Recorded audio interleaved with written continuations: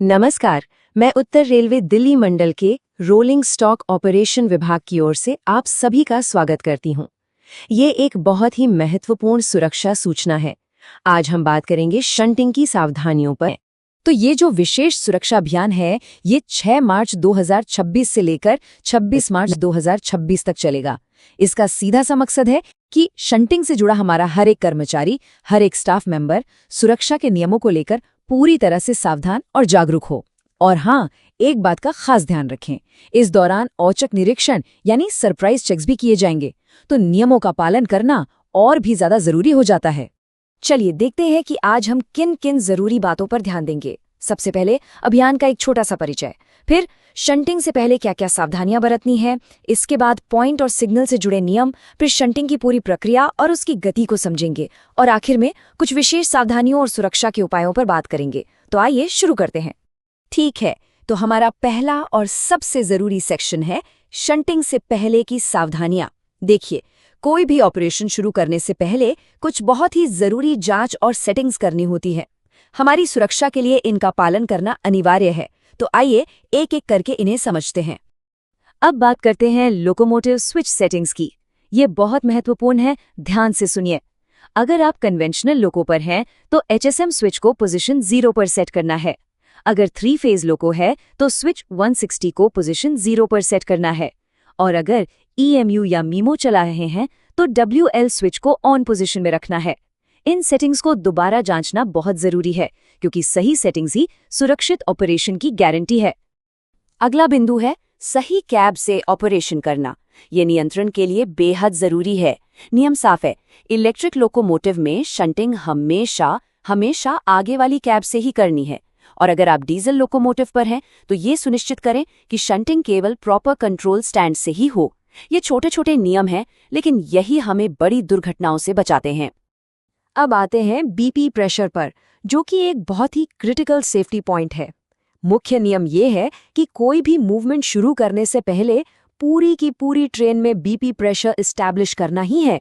हाँ, अगर किसी खास वजह से यह मुमकिन नहीं हो पा रहा है तो भी एक अपवाद है कि कम से कम 4 से 6 वैगनों में प्रेशर बना हुआ होना ही चाहिए। इस मामले में किसी भी तरह की कोई कोताही बर्दाश्त नहीं की जाएगी। चलिए अब हम अगले सेक्शन की तरफ बढ़ते हैं, जो है पॉइंट और सिग्नल के नियम। अब जानते हैं, शंटिंग के दौरान एक सुरक्षित रास्ता और सही कम्युनिकेशन, मतलब सही संचार, सबसे ज्यादा जरूरी होता है। तो देखते हैं इसके क्या नियम हैं। जब बात हाथ से ऑपरेट होने वाले पॉइंट्स की आती है तो एक 3 स्टेप वेरिफिकेशन प्रोसेस है जिसका सख्ती से पालन करना है। पहला कदम, निकलने से पहले ये पक्का कर लें कि पॉइंट सही तरह से सेट और लॉक है। दूसरा कदम, अगर आपको जरा सा भी शक है तो तुरंत शंटिंग स्टाफ को भेजकर जांच करवाएं। और तीसरा और सबसे जरूरी कदम, अगर कोई स्टाफ वहां नहीं है तो ये लोको पायलट की अपनी जिम्मेदारी है कि वो खुद जाकर पॉइंट को चेक करे। इसमें कोई बहाना नहीं चलेगा। और एक बात गांठ बांध लीजिए, किसी भी हाथ से ऑपरेट होने वाले पॉइंट को कभी भी किसी भी हालत में ट्रेल थ्रू नहीं करना है। उसे तभी पार करना है जब वो सही से सेट हो और उसमें कॉटर पिन और बोल्ट ठीक से लगे हों। और मान लीजिए अगर गलती से ट्रेल थ्रू हो भी जाता है तो एक सबसे बड़ी गलती करने से बचना है। डिरेलमेंट से बचने के लिए मूवमेंट को कभी भी रिवर्स ना करें, बिल्कुल भी नहीं। ठीक है, शंटिंग शुरू करने से पहले ये भी पक्का कर लें कि आपके पास सभी जरूरी उपकरण हैं या नहीं। आपके पास झंडी, हैंड लैंप और एक चालू वॉकी टॉकी होना ही चाहिए। और शंटिंग का कंट्रोल सिर्फ 3 तरीकों से हो सकता है: फिक्स्ड सिग्नल, हैंड सिग्नल या फिर साफ सुथरे मौखिक निर्देश। इसके अलावा और कोई तरीका नहीं है। शंट सिग्नल के नियम बिल्कुल साफ हैं। अगर सिग्नल ऑन है तो उसे किसी भी हालत में पार नहीं करना है, फुल स्टॉप। हाँ, अगर आपको पता है कि सिग्नल खराब है तो उसे हैंड सिग्नल पर पार किया जा सकता है, लेकिन सिर्फ और सिर्फ 2 शर्तें पूरी करने के बाद। पहली, इसकी सूचना देनी होगी, और दूसरी, आपको खुद जाकर पॉइंट के सही से सेट और लॉक होने की पुष्टि करनी होगी। अब बात करते हैं शंट की अनुमति की। हर शंटिंग के लिए जो संशोधित फॉर्म है T806, वो जरूर जारी किया जाना चाहिए। और ये याद रखना है कि ये फॉर्म शंटिंग सुपरवाइजर और लोको पायलट दोनों को दिया जाना अनिवार्य है। और इस T806 फॉर्म पर क्या क्या जानकारी होनी चाहिए? पहला, शंटिंग ऑपरेशन का पूरा विवरण। दूसरा, शंटिंग की सीमाएं, मतलब कहां से कहां तक शंटिंग होगी। तीसरा, इसमें शामिल सभी लाइनें, चाहे वो रनिंग लाइन हो या कोई और चौथा, अगर लागू हो तो ब्लॉक बैक या ब्लॉक फॉरवर्ड का भी जिक्र होना चाहिए।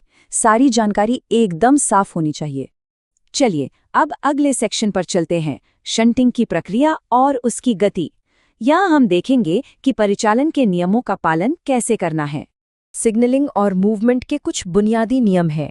जनरल रूल 358 कहता है कि हैंड सिग्नल लोको पायलट को एकदम साफ साफ दिखने चाहिए, इसमें कोई कंफ्यूजन नहीं होना चाहिए। फिर GNSR 5.13 से लेकर 5.21 तक के जो नियम हैं, उनके अनुसार ही शंटिंग करनी है और हमेशा ये सुनिश्चित करना है कि रास्ते के सभी शंटिंग सिग्नल ऑफ पोजीशन में हों। अब बात गति की। इस नंबर को हमेशा याद रखिए, 15 किलोमीटर प्रति घंटा। शंटिंग के दौरान यह अधिकतम स्पीड लिमिट है। हाँ, अगर कहीं पर इससे भी कम की कोई स्थानीय स्पीड लिमिट है तो फिर उसी का पालन करना होगा। गति पर नियंत्रण ही सुरक्षा की कुंजी है। और अब हम पहुंच गए हैं अपने अंतिम लेकिन बहुत ही जरूरी सेक्शन पर, विशेष सावधानियां और सुरक्षा।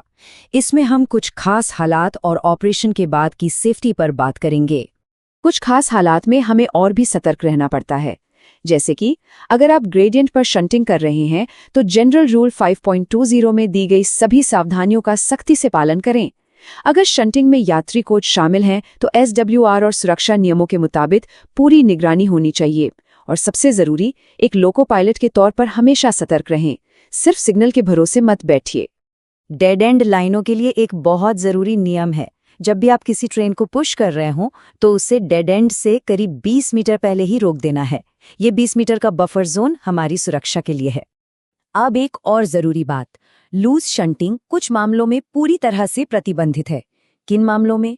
क्रेन के साथ, पैसेंजर ट्रेन्स के साथ, वर्कर ट्रेन्स के साथ और ऐसे वैगन जिनमें विस्फोटक या कोई भी खतरनाक सामान हो, इनकी लूज शंटिंग करना सख्त मना है। शंटिंग खत्म होने का मतलब ये नहीं कि काम खत्म हो गया। शंटिंग के बाद सबसे जरूरी काम है सुरक्षा। GNSR के नियमों के अनुसार सभी ट्रेनों और लोकोमोटिव्स को बहुत सावधानी से सिक्योर करना है ताकि वो अपनी जगह से लुढ़क न सकें। और आखिर में एक सीधा निर्देश सभी मुख्य लोको निरीक्षकों के लिए, आपको ये सुनिश्चित करना है कि आपके अंडर आने वाले सभी स्टाफ, चाहे वो डेजिग्नेटेड हो या नॉन डेजिग्नेटेड, उन सभी को इन सुरक्षा बिंदुओं पर अच्छी तरह से काउंसलिंग दी जाए। इस एक बात को हमेशा अपने जहन में रखें, सुरक्षा ही हमारी सर्वोच्च प्राथमिकता है, इसके ऊपर और कुछ नहीं। सुरक्षा ही सर्वोच्च प्राथमिकता है। धन्यवाद। RSO विभाग, दिल्ली मंडल, उत्तर रेलवे।